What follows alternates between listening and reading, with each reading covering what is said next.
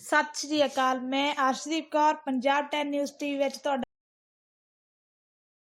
Lockdown ਦੀਆਂ ਸਖਤ ਪਾਬੰਦੀਆਂ ਕਾਰਨ ਦੁਕਾਨਦਾਰਾਂ ਨੂੰ ਆ ਰਹੀਆਂ ਪਰੇਸ਼ਾਨੀਆਂ ਕਰਕੇ ਇਸ ਦੇ ਵਿਰੋਧ ਵਿੱਚ ਰੋਸ ਪ੍ਰਦਰਸ਼ਨ ਕੀਤਾ ਗਿਆ, ਜੋ ਕਿ ਪੰਜਾਬ ਸਰਕਾਰ ਵੱਲੋਂ 15 ਮਈ ਤੱਕ ਸੰਪੂਰਨ ਤੌਰ ਤੇ ਲਾਕਡਾਊਨ ਕੀਤਾ ਜਾ ਰਿਹਾ ਹੈ। ਇਸ ਮੌਕੇ ਬਾਘਾ ਪੁਰਾਣਾ ਥਾਣਾ ਦੇ SHO ਨਾਲ ਦੁਕਾਨਦਾਰਾਂ ਨੇ ਰਾਬਤਾ ਕਾਇਮ ਕੀਤਾ ਤਾਂ SHO ਨੇ ਕਿਹਾ ਕਿ ਮੈਂ ਤੁਹਾਡੀ SDM ਸਾਹਿਬ ਨਾਲ ਮੀਟਿੰਗ ਕਰਵਾ ਦੇਵਾਂਗਾ। ਦੁਕਾਨਦਾਰਾਂ ਨੇ ਪੁਲਿਸ ਪ੍ਰਸ਼ਾਸਨ ਨੂੰ ਅਪੀਲ ਕੀਤੀ ਹੈ ਕਿ ਜੇਕਰ ਕੱਲ੍ਹ ਦੀ ਮੀਟਿੰਗ ਵਿੱਚ ਕੋਈ ਹੱਲ ਨਾ ਕੀਤਾ ਤਾਂ ਦੁਕਾਨਦਾਰਾਂ ਅਤੇ ਕਿਸਾਨ ਜਥੇਬੰਦੀਆਂ ਵੱਲੋਂ ਅਗਲਾ ਐਕਸ਼ਨ ਕੀਤਾ ਜਾਵੇਗਾ। ਇਸ ਮੌਕੇ ਨੌਜਵਾਨ ਭਾਰਤ ਸਭਾ ਦੇ ਆਗੂ ਕਰਮਜੀਤ ਸਿੰਘ ਮਾਣੂਕੇ, ਬ੍ਰਿਜ ਲਾਲ, ਕਿਰਤੀ ਕਿਸਾਨ ਯੂਨੀਅਨ ਦੇ ਬਲਾਕ ਪ੍ਰਧਾਨ ਚਮਕੌਰ ਸਿੰਘ ਰੋਡੇ, ਜਸਮੇਲ ਸਿੰਘ ਗੋਰਾ, ਬਲਾਕ ਸਕੱਤਰ ਨੇ ਦੁਕਾਨਦਾਰਾਂ ਨੂੰ ਸੰਬੋਧਨ ਕੀਤਾ। ਗੁਰਪ੍ਰੀਤ ਸਿੰਘ ਕਾਕਾ ਰਾਜਿਆਣਾ, ਹਦਾਇਤਾਂ ਨੂੰ ਮੰਨੋ ਤੇ ਉਹ ਪ੍ਰਪੋਸ਼ਨ ਹੈਗੀਆਂ, ਹਦਾਇਤਾਂ ਨੂੰ ਮੰਨੋ ਤੇ ਉਹ ਪ੍ਰਪੋਸ਼ਨ ਹੈਗੀਆਂ, ਹਦਾਇਤਾਂ ਨੂੰ ਮੰਨੋ ਤੇ ਉਹ ਪ੍ਰਪੋਸ਼ਨ ਹੈਗੀਆਂ, ਹਦਾਇਤਾਂ ਨੂੰ ਮੰਨੋ ਤੇ ਉਹ ਪ੍ਰਪੋਸ਼ਨ ਹੈਗੀਆਂ, ਹਦਾਇਤਾਂ ਨੂੰ ਮੰਨੋ ਤੇ ਉਹ ਪ੍ਰਪੋਸ਼ਨ ਹੈਗੀਆਂ, ਹਦਾਇਤਾਂ ਨੂੰ ਮੰਨੋ ਤੇ ਉਹ ਪ੍ਰਪੋਸ਼ਨ ਹੈਗੀਆਂ, ਹਦਾਇਤਾਂ ਨੂੰ ਮੰਨੋ ਤੇ ਉਹ ਪ੍ਰਪੋਸ਼ਨ ਹੈਗੀਆਂ, ਹਦਾਇਤਾਂ ਨੂੰ ਮੰਨੋ ਤੇ ਉਹ ਪ੍ਰਪੋਸ਼ਨ ਹੈਗੀਆਂ, ਹਦਾਇਤਾਂ ਨੂੰ ਮੰਨੋ ਤੇ ਉਹ ਪ੍ਰਪੋਸ਼ਨ ਹੈਗੀਆਂ। ਇਹ ਕਰੋਨਾ ਵਾਸਤੇ ਲਾਹੇਵੰਦ ਹੈਗਾ। ਲਗਾਤਾਰ ਸਰਕਾਰ ਲੋਕਾਂ ਨਾਲ ਧੱਕਾ ਕਰਕੇ ਜਬਰੀ ਦੁਕਾਨਾਂ ਬੰਦ ਕਰਵਾ ਰਹੀ ਆ।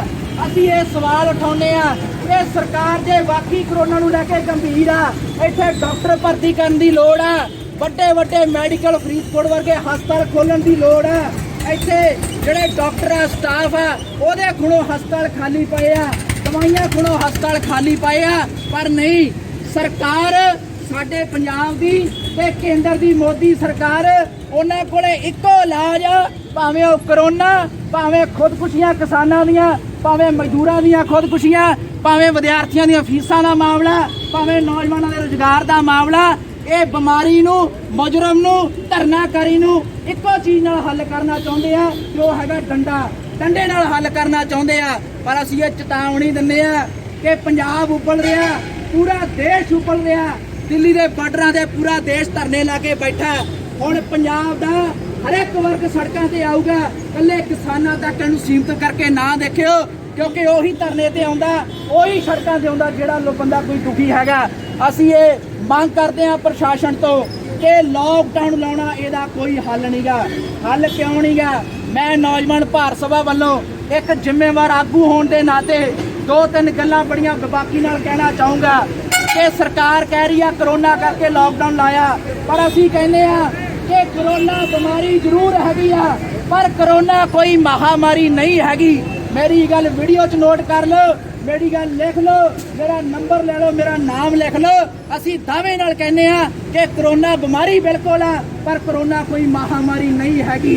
ਕਰੋਨਾ ਬਿਮਾਰੀ ਉਸ ਤਰ੍ਹਾਂ ਦੀ ਆ ਜਿਸ ਤਰ੍ਹਾਂ ਪਹਿਲਾਂ ਬਿਮਾਰੀਆਂ ਫਿਰਦੀਆਂ, ਪਹਿਲਾਂ ਵਾਇਰਸ ਫਿਰਦੇ ਆ ਕੁਦਰਤ ਦੇ ਵਿੱਚ, ਉਹਨਾਂ ਵਾਇਰਸਾਂ ਦੇ ਵਿੱਚੋਂ ਕਰੋਨਾ ਇੱਕ ਮਾਮੂਲੀ ਜਿਹਾ ਵਾਇਰਸ ਆ। ਕੀ ਵਾਇਰਸ ਆ? ਜਦੋਂ ਮੌਸਮ ਬਦਲਦਾ ਹਰ ਸਾਲ ਤਾਂ ਖੰਘ ਜ਼ੁਕਾਮ ਹੁੰਦਾ, ਉਸੇ ਤਰ੍ਹਾਂ ਕਰੋਨਾ ਵੀ ਇੱਕ ਖੰਘ ਜ਼ੁਕਾਮ ਆ। ਤੇ ਕਰੋਨਾ ਦੀ ਉਮਰ ਕਿੰਨੀ ਆ? 14 ਦਿਨ ਦੀ ਉਮਰ ਆ ਕਰੋਨਾ ਦੀ। ਤੇ 14 ਦਿਨ ਵੀ ਕਰੋਨਾ ਤਾਂ ਜਿਉਂਦਾ ਰਹਿ ਸਕਦਾ ਜੇ ਉਹਨੂੰ ਕੋਈ ਜਿਉਂਦਾ ਸਰੀਰ ਮਿਲਦਾ ਰਵੇ। ਮੈਂ ਇੱਥੇ ਹੱਥ ਲਾ ਕੇ ਚਲਿਆ ਜਾਵਾਂ ਇਸ ਗ੍ਰਿਲ ਤੇ, ਮੇਰੇ ਤੋਂ ਬਾਅਦ ਜੇ ਕੋਈ ਹੱਥ ਰੱਖੂਗਾ ਉਹਨੂੰ ਕਰੋਨਾ ਹੋਣਾ। ਜੇ ਕੋਈ ਬੰਦਾ ਇੱਥੇ ਹੱਥ ਨਹੀਂ ਰੱਖੂਗਾ ਤਾਂ ਇਹ ਲੋਹੇ ਦੀ ਗ੍ਰਿਲ ਆ, ਇਹਦੇ ਉੱਪਰ ਕਰੋਨਾ ਦੀ ਜਿਹੜੀ ਜ਼ਿੰਦਗੀ ਆ 24 ਘੰਟਿਆਂ ਤੋਂ ਵੱਧ ਨਹੀਂ ਹੈਗੀ। ਕਰੋਨਾ ਤਾਂ ਜਿਉਂਦਾ ਰਹੂਗਾ ਜੇ ਉਹਨੂੰ ਜਿਉਂਦਾ ਸਰੀਰ ਮਿਲਦਾ ਤਾਂ। 14 ਦਿਨਾਂ ਦੇ ਵਿੱਚ ਬੰਦਾ ਫਲ ਖਾਵੇ, ਬੰਦਾ ਜੂਸ ਪੀਵੇ, ਬੰਦਾ ਆਪਦਾ ਖਿਆਲ ਆਪ ਰੱਖੇ ਤਾਂ ਬੰਦਾ ਬਚਾਇਆ ਜਾ ਸਕਦਾ। ਮੈਂ ਆਪ ਇਸ ਦਾਅਵੇ ਨਾਲ ਇਸ ਕਰਕੇ ਕਹਿਣਾ ਕਿ ਅਸੀਂ ਖੁਦ ਇਸ ਤਰ੍ਹਾਂ ਦੇ ਮਰੀਜ਼ ਜਿਨ੍ਹਾਂ ਨੂੰ ਕਰੋਨਾ ਦੀ ਇਨਫੈਕਸ਼ਨ ਸੀਗੀ, ਖੁਦ ਆਪ 5-5 ਦਿਨ ਉਹਨਾਂ ਦਾ ਇਲਾਜ ਕਰਕੇ ਤੇ ਉਹਨਾਂ ਨੂੰ ਠੀਕ ਕੀਤਾ। ਤੇ ਦੂਜੇ ਪਾਸੇ ਜਿਹੜੇ ਕਰੋਨਾ ਦੇ ਮਰੀਜ਼ ਹਸਪਤਾਲਾਂ ਦੇ ਵਿੱਚ ਗਏ ਆ, ਬਹੁਤੇ ਜਿਹੜੇ ਮਰੀਜ਼ ਹਸਪਤਾਲਾਂ ਤੋਂ ਵਾਪਸ ਨਹੀਂ ਮੁੜੇਗੇ, ਕਿਉਂਕਿ ਕਰੋਨਾ ਦੇ ਪੀੜਤਾਂ ਨਾਲ ਕੁੱਤਿਆਂ ਵਰਗਾ ਸਲੂਕ ਕੀਤਾ ਜਾਂਦਾ। ਉਹਨਾਂ ਨੂੰ ਰੋਟੀ ਦੂਰੋਂ ਸੁੱਟੀ ਜਾਂਦੀ ਆ, ਦਵਾਈਆਂ ਦੂਰੋਂ ਸੁੱਟੀਆਂ ਜਾਂਦੀਆਂ। ਤੇ ਬੰਦਾ ਜਿਹਨੂੰ ਕੋਈ ਬਿਮਾਰੀ ਨਹੀਂ, ਜਦੋਂ ਪਤਾ ਲੱਗ ਗਿਆ ਕਿ ਕਰੋਨਾ ਦੀ ਰਿਪੋਰਟ ਪੋਜ਼ਿਟਿਵ ਆ ਗਈ ਆ, ਸਹਿਮ ਨਾਲ ਕਈ ਲੋਕ ਮਰ ਗਏ, ਕਈ ਲੋਕ ਹਾਰਟ ਅਟੈਕ ਹੋਣ ਨਾਲ ਮਰ ਗਏ। ਜਦੋਂ ਪਤਾ ਲੱਗਿਆ ਕਿ ਮੈਨੂੰ ਕਰੋਨਾ ਹੋ ਗਿਆ, ਹੁਣ ਕਰੋਨਾ ਵਾਰਡ ਦੇ ਵਿੱਚ ਮੈਨੂੰ ਲੈ ਜਾਣਾ ਤੇ ਕੁੱਤਿਆਂ ਵਰਗਾ ਮੇਰੇ ਨਾਲ ਸਲੂਕ ਹੋਣਾ। ਇਸ ਕਰਕੇ ਅਸੀਂ ਕਹਿੰਦੇ ਆ ਕਿ ਬਿਮਾਰੀ ਬਿਲਕੁਲ ਹੈਗੀ ਆ, ਪਰ ਇਹ ਮਹਾਮਾਰੀ ਨਹੀਂ ਹੈਗੀ।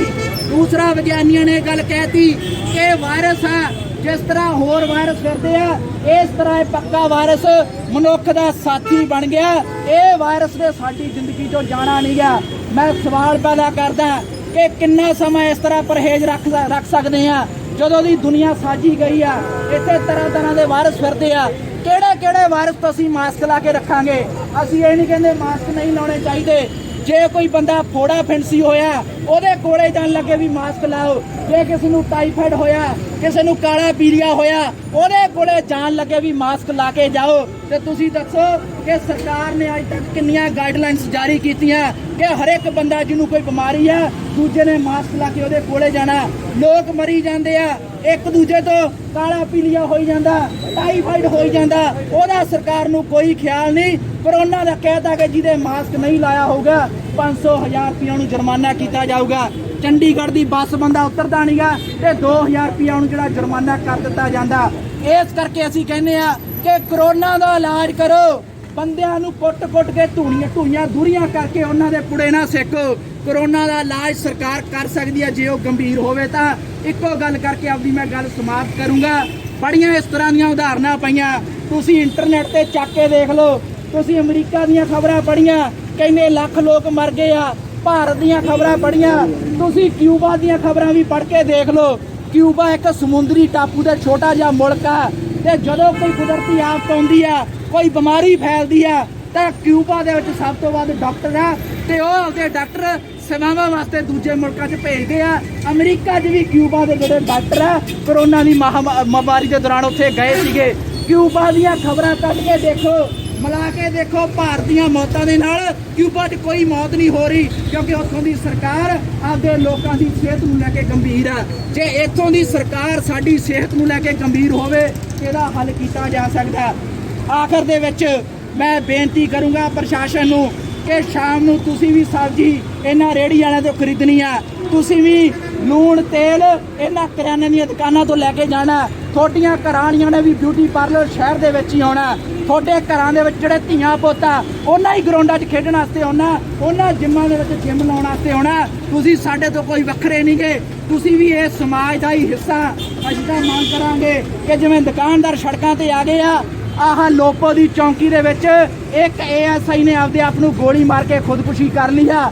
ਹਾਲਤ ਕਿਤੇ ਵੀ ਠੀਕ ਨਹੀਂ ਹੈਗੇ, ਨਾ ਦੁਕਾਨ ਤੇ ਆ, ਨਾ ਖੇਤ 'ਚ ਤੇ ਨਾ ਥਾਣਿਆਂ ਦੇ ਵਿੱਚ ਹਾਲਤ ਠੀਕ ਹੈਗੇ ਆ। ਇੱਥੇ ਵੀ ਸਾਡੇ ਕੋਲ ਸਿਪਾਹੀ ਆ, ਵੱਡੇ ਅਫਸਰਾਂ ਤੋਂ ਦੁਖੀ ਆ। ਸਾਨੂੰ ਇੱਕ ਪਲੇਟਫਾਰਮ ਤੇ ਆਉਣਾ ਪਊਗਾ ਤੇ ਇਹਦੇ ਖਿਲਾਫ ਜਿਹੜੀ ਲੜਾਈ ਲੜਨੀ ਪਊਗੀ। ਸ਼ਹਿਰ ਦੇ ਦੁਕਾਨਦਾਰਾਂ ਨੇ ਅੱਜ ਇਕੱਠ ਕੀਤਾ। ਜੇ ਤੁਹਾਨੂੰ ਅੱਗੇ ਵੀ ਸਾਡੀ ਲੋੜ ਪੈਂਦੀ ਆ, ਸਾਡੀ ਨੌਜਵਾਨ ਜਥੇਬੰਦੀ, Kirti Kisan union, Punjab student union, ਪੇਂਡੂ ਮਜ਼ਦੂਰ ਯੂਨੀਅਨ ਤੇ ਹੋਰ ਦਰਜਨਾਂ ਜਥੇਬੰਦੀਆਂ ਤੁਹਾਡੇ ਨਾਲ ਖੜੀਆਂ ਕਰ ਦਾਂਗੇ।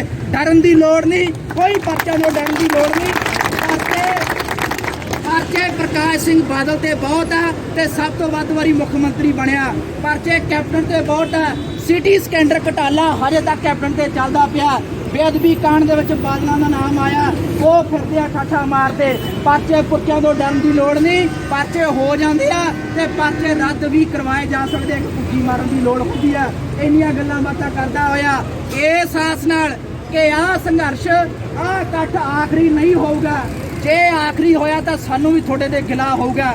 ਜੇ ਆਖਰੀ ਨਹੀਂ ਹੋਇਆ ਪਹਿਲਾਂ ਬਣ ਕੇ ਚੱਲਾਂਗੇ, ਇਸੇ ਤਰ੍ਹਾਂ ਅਗਲੇ ਐਕਸ਼ਨ ਤੇ ਵੀ ਆਉਂਗੇ। ਜੇ ਆਪਣਾ ਹੱਲ ਨਹੀਂ ਹੁੰਦਾ, ਜੇ ਸਾਨੂੰ ਸਮਾਂ ਨਹੀਂ ਦਿੱਤਾ ਜਾਂਦਾ, ਜੇ ਢਿੱਲ ਨਹੀਂ ਦਿੱਤੀ ਜਾਂਦੀ, ਦੁਕਾਨਾਂ ਜਿਹੜੀਆਂ ਨਹੀਂ ਖੋਲੀਆਂ ਜਾਂਦੀਆਂ ਤਾਂ ਵੀ ਸੰਘਰਸ਼ ਕਰੋਗੇ। ਇੰਨੀਆਂ ਗੱਲਾਂ ਬਾਤਾਂ ਕਰਦਾ ਹੋਇਆ ਤੁਹਾਡੇ ਸਾਰਿਆਂ ਦਾ ਬਹੁਤ ਬਹੁਤ ਧੰਨਵਾਦ। ਵਾਹਿਗੁਰੂ ਜੀ ਕਾ ਖਾਲਸਾ, ਵਾਹਿਗੁਰੂ ਜੀ ਕੀ ਫਤਿਹ।